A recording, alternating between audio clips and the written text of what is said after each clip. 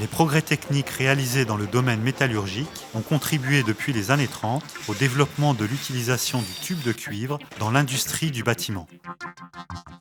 Le choix de ce métal pour la fabrication de canalisations est dû en grande partie aux propriétés du métal lui-même.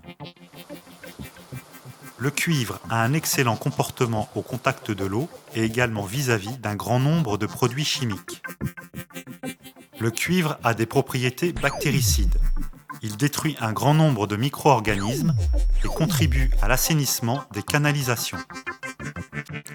Le cuivre se brase et se soude très bien. Il se met en forme facilement et se prête parfaitement au travail à froid comme au travail à chaud.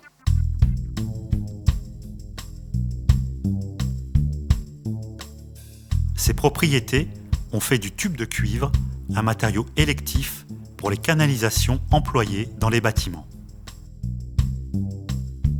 Eau sanitaire sous pression, chaude ou froide, chauffage central par radiateur, chauffage par le sol, alimentation en gaz domestique, distribution de gaz médicaux et de fluides frigorifiques. La fabrication des tubes de cuivre nécessite un processus qui commence dans les mines avec l'extraction du minerai et se poursuit en usine après obtention d'un cuivre pur à 99,9% conforme aux normes internationales.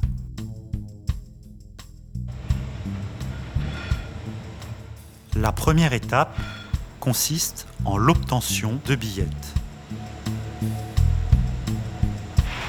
Matières neuves et recyclées sont chargées dans un four de fusion.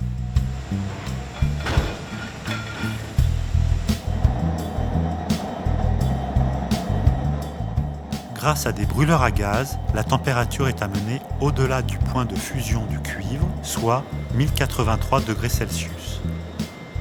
Le cuivre à l'état liquide circule dans un chenal de coulée. Il est ensuite déversé dans une lingotière afin de former un cylindre de cuivre plein d'une dizaine de mètres de long.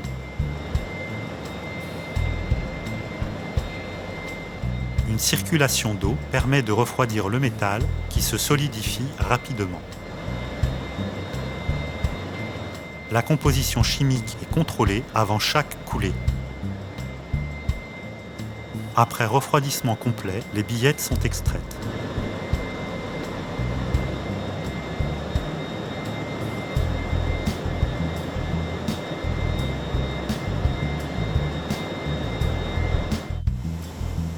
Elles sont débitées en blocs de 450 kg environ et sont soumises à plusieurs procédés de transformation.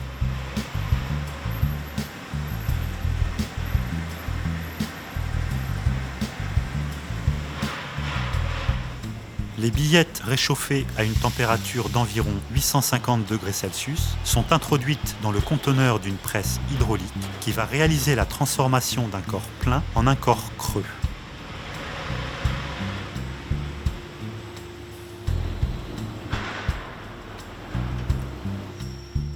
Le métal s'écoule entre une filière et une aiguille sous l'effet des 3150 tonnes que développe le piston de la presse.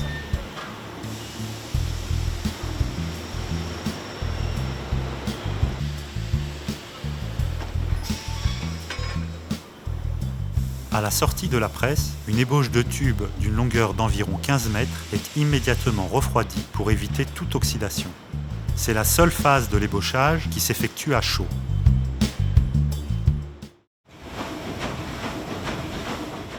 Les opérations qui suivent sont uniquement effectuées à froid. Elles visent à réduire le diamètre et l'épaisseur du tube afin d'atteindre les dimensions finales du produit. Une première étape de laminage est réalisée entre des matrices à gorge conique et un mandrin également conique. Le tube est contraint de passer entre les matrices et le mandrin, de telle sorte qu'en sortie de laminoir, le diamètre et l'épaisseur du tube sont réduits.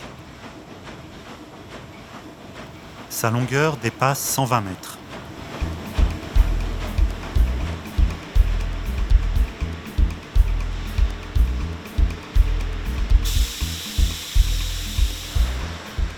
Le tube ainsi obtenu est enroulé dans des grands paniers puis stocké. Suivent ensuite plusieurs opérations d'étirage.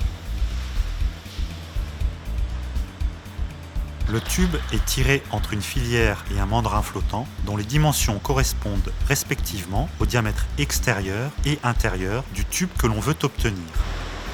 La technique du mandrin flottant permet de travailler sur des grandes longueurs et à des vitesses élevées.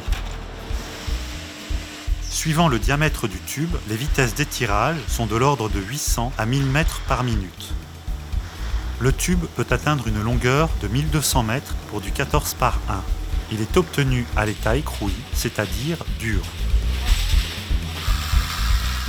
Il est ensuite repris sur des lignes de finition afin d'être redressé et débité, soit en longueur droite, soit en couronne.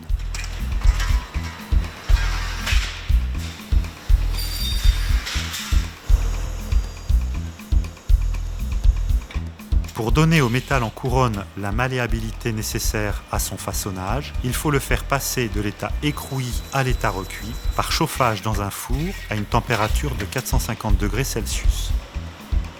À la sortie du four, après refroidissement, la couronne est reconditionnée sous film plastique et emballée. C'est la norme européenne EN 1057 qui spécifie les caractéristiques des tubes de cuivre utilisés dans le bâtiment. En France, la marque NF Tube Cuivre garantit la conformité des produits à la norme au travers d'un processus de certification rigoureux réalisé par tierce partie.